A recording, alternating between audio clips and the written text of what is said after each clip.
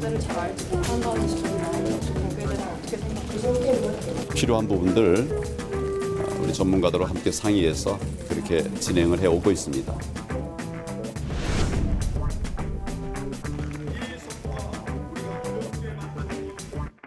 문재인 정권의 소득 주도 성장은 시대를 거스르는 실패한 정책입니다.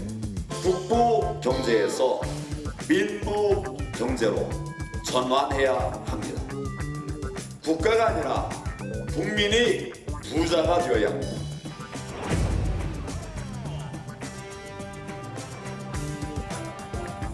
이미 폐기 처분된 747과 같은 또 줄푸세와 같은 이명박근혜 정권 시절의 실패한 경제에 대한 향수만 가득했습니다. 민생이 빠진 민부로는 명백히 가짜입니다.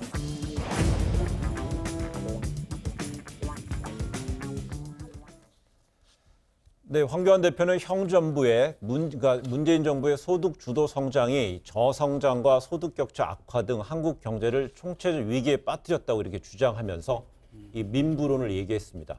근데 하지만 이를 두고 소득 양극화가 벌어진 거는 사실상 이번 정부가 아니고 이미 지난 보수 정부에서부터 이어져 왔던 것이다. 라면서 인식부터 잘못됐다.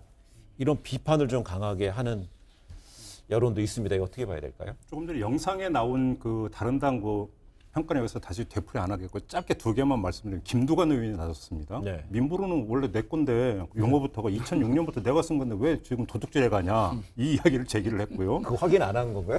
그러게 말입니다. 아무튼 그 다음에 그 심상정 정의당 대표가 나와서 이건 민부론이 아니라 민폐론이다. 또 오늘 이렇게 했어요. 예. 왜 민폐론이냐면 보면은 지금 2030년까지 중산층 비율을 70%로 올려주겠다.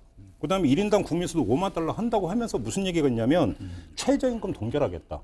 그다음에 근무와 성과 불량자에게는 불이익을 주겠다. 이런 그 강문이 들어가 있어요. 네. 자, 그러면 이 최저임금 동결과 그러니까 불이익하고 도대체 그러면 그 중산층 비율 70% 견인하고 그다음에 5만 달러고 도대체 어떻게 매치가 되는 거냐. 결국은 이건 국민을 가난하게 만든다는 얘기밖에 안 되는 거 아니냐. 그래서 그러니까 민폐론이다. 이런 이야기가 나왔거든요.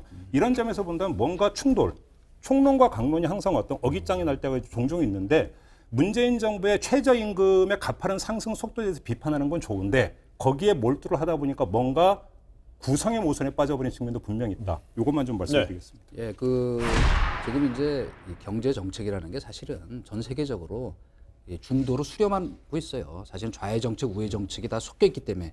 그러나 이건 저는 5.17 747과 다르게 5.17이라고 이제 747. 그런데 지금 이제 소득 주도 성장이라는 사실 그거는 흔히 경제학계에서 듣보잡이론이라고 얘기하는데 말하자면 별 뿌리도 없고 사실 임금 주도 성장이나 마찬가지거든요. ILO에서 얘기한 그렇기 때문에 그거에 대한 이제 반론 차원에서 제기한 안티테제라고 저는 생각해요.